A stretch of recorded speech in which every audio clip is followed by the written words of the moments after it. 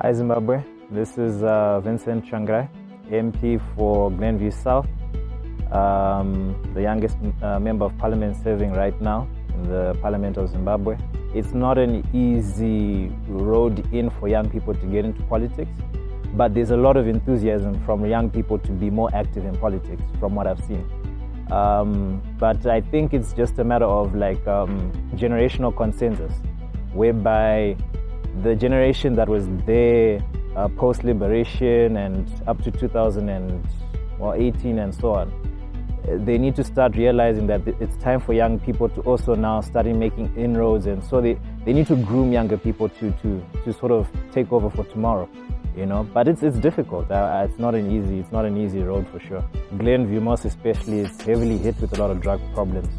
You know, we did a cleanup campaign by one of our satellite clinics this other time, and what we found, like when we were cutting the grass, there was literally just a whole lot of my cough syrup, you know, bronco and stuff like that. So it's a big concern that side, you know. A lot of young people nowadays, they don't have jobs, they don't have anything to do, recreational activities. They don't have money to do those things. So you find that people usually turn to drugs as a getaway or as an escape. So drugs is a big problem, especially in Glenview. It's one that we've tried a number of things, but you're just seeing, even if you have counseling with people, it's counseling without activity following it, you know. It's counseling without providing jobs for people. It's counseling without providing people recreational activities. So technically you talk to someone, but that same person is just going to go and return back to their usual daily life. So technically they'll just go back to that thing they used to escape, which is drugs. Our health sector is very bad. I mean, I was looking at the Indian situation right now with the whole COVID and what, you know, that could have easily been Zimbabwe, you know. You could have seen a situation whereby if there was like more activity around the time when we had the lockdowns, we could have just as easily had like that surge in COVID. And our health facilities just can't handle those things, you know. But you know, there's sometimes an opportunity in chaos or a disaster. Sometimes it's both light that we have a bad health system and a bad health sector. And when you're faced with a situation like COVID right now, it's an opportunity for us to just actually decide, look, we need to just start our health system from zero and build it going up. So yes, it's bad, but we also need to realize that COVID has exposed that we actually do have a really bad health sector.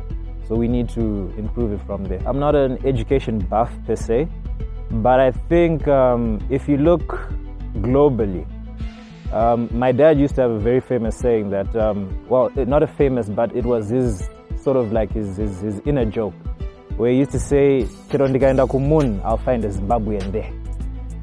The reason why you find that Zimbabweans are like all over the place and they are highly employed in like many places is because our literacy is there. So people are educated, but I don't know per se if it's because of our education system or is that we went through an education system and then we became streetwise, you know. You find that take a Zimbabwean anyway, they'll just make it. You know, you can take a Zimbabwean to India. They may not thrive, but they can get by, you know, because Zimbabweans are just streetwise like that. But our education system, I think it's okay for what it was, but I think we may need to modernize it in terms of where things are going right now. I mean, you have a sector like, for example, our creator sector. There's nothing really that's catering to educate people in that kind of field, you know, the creator economy and stuff like that. So from like high school, people need to be taught, look, that's a career path you can go into, and it's now more feasible for you to make a livelihood out of it.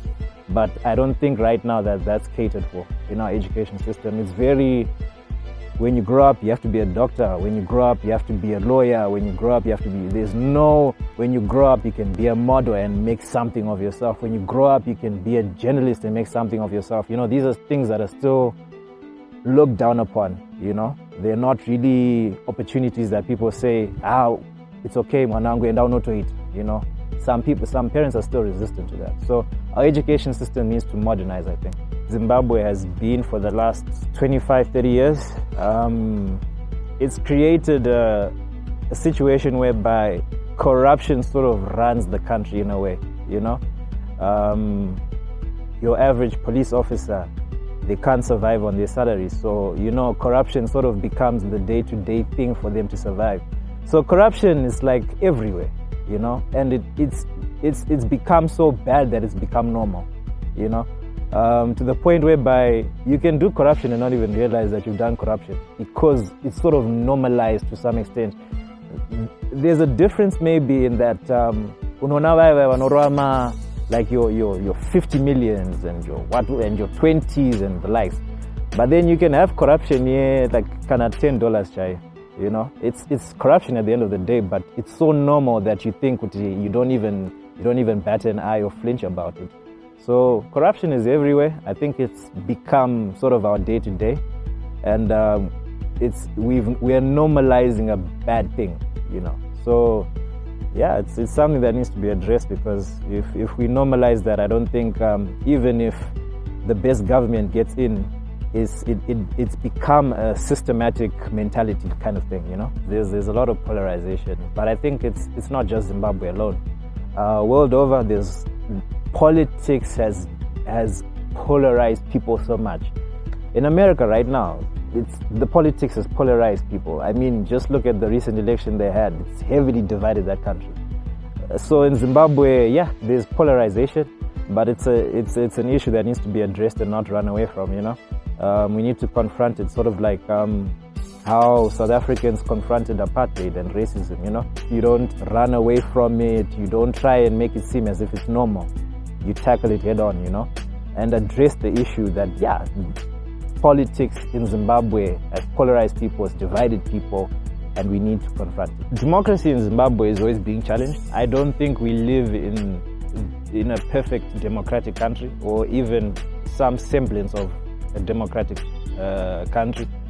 The issue of that amendment number 2, especially the 2 clauses that are very controversial, the one about the running mate and the judges.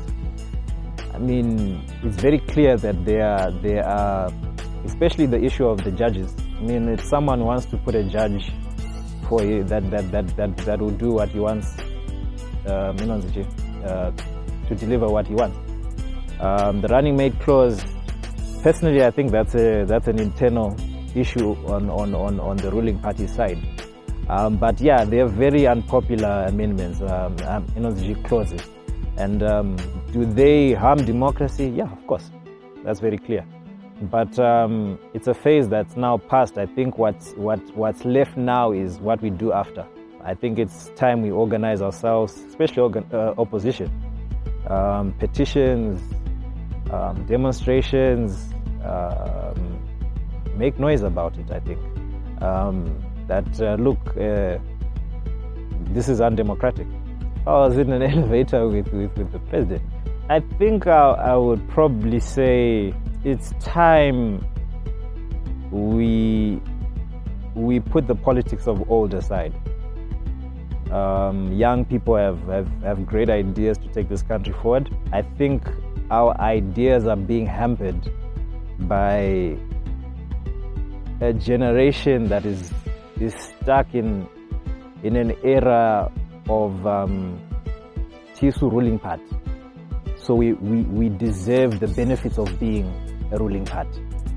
I think they need to move away from that kind of thinking and start giving opportunities to young people, because I've seen the potential that young people have in this country. In Glenview, I know so many people have great ideas, but they are not given the time of day to see fruition, you know.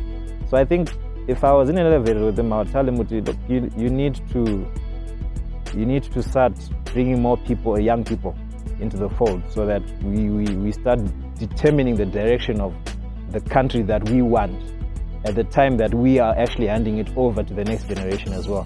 I want to see a Zimbabwe 5 years, 10 years down the line, where you can selectively choose who you want to support and not be criticized, but argue on the basis of actual policy issues and things like that, not just kuti ningi ataura zvinondifadza saka that's it.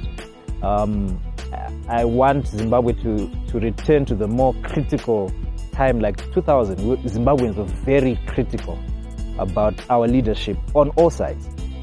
And I think we've lost that along the line somehow. I think social media has come up to a point whereby we're excitable over the hot trend at that moment.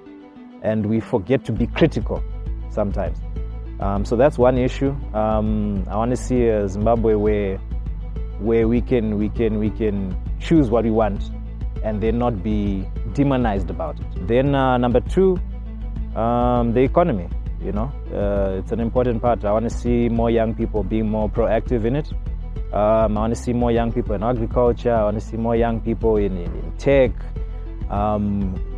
Especially in tech, there's a number of my startups, brilliant ideas, but they're just dying, fizzling away. Zimbabwean made stuff. I know a young guy who did my laptops. Affordable, African-centered laptops, but they were very good. But the company just died. So more young people being involved in the economy, agriculture, and the likes. I think that's about it. I come from a creative background, so to see the government taking the creator community more seriously. We have many industries that are now dilapidated. If we probably allocated those areas for heritage, creative arts and things like that, I think we can actually create an economy that's a sort of mini economy that people can survive on. But you realize, I think in Blawayo they tried to do it, but I think it was just something that just also fizzled away.